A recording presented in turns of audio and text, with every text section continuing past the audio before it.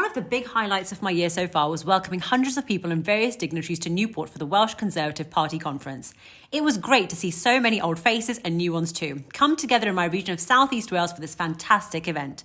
We had some big political players take to the stage, including the Prime Minister Rishi Sunak, who delivered a truly superb speech, our Secretary of State for Wales and Monmouth Member of Parliament David T.C. Davies, who set out Labour's failures in Wales, and also Senedd leader Andrew R.T. Davies. I had the pleasure of highlighting Labour's shocking record when it comes to transport in Wales when I took part in a panel discussion with the fantastic Montgomeryshire MP Craig Williams and the UK government's Road Minister Richard Holden. Conference was also a perfect opportunity to catch up with so many different organisations and individuals, including Asthma Lung Cymru, Kaleidoscope, RNIB, Airbus, People's Plus, and the Conservative Party chairman Greg Hands. With conference done and dusted for another year, I headed to Open Reach's National Learning Centre in Newport, where my career reached new heights. I was well and truly put through my paces to see if I had what it takes to be one of the company's engineers. After strapping on my harness and climbing a telegraph pole, I tried my hand at fibre splicing and caught a glimpse of one of Open Reach's zero-emission 100% electric fans.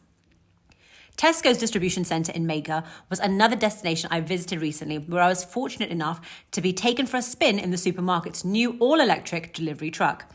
It was also an opportunity for me to get a sneak peek as to what really goes on behind the scenes by meeting with staff from various departments and finding out more about the company's plans when it comes to the environment. In my role as a Shadow Minister for Transport, I recently caught up with staff from Transport for Wales to get a first-hand look at some of the rail developments being made at Cardiff Bay. Plans are afoot to double-track the line, completely refurbish Cardiff Bay's current platform and future-proof the station. Earlier in the summer, I visited one of the fastest growing companies in Wales, Creo Medical, based in Chepstow, with the overarching aim of improving patient outcomes by applying advanced energy to the emerging field of surgical endoscopy. Creo Medical's technology is reducing the need for surgical intervention. Creo's cutting-edge technology has the power to drastically improve patients' lives, save the NHS money, and reduce waiting times. And it's great to see this local business flourishing around the world. It has been a busy few months in the Welsh Parliament as well, raising the issues that matter most to my constituents.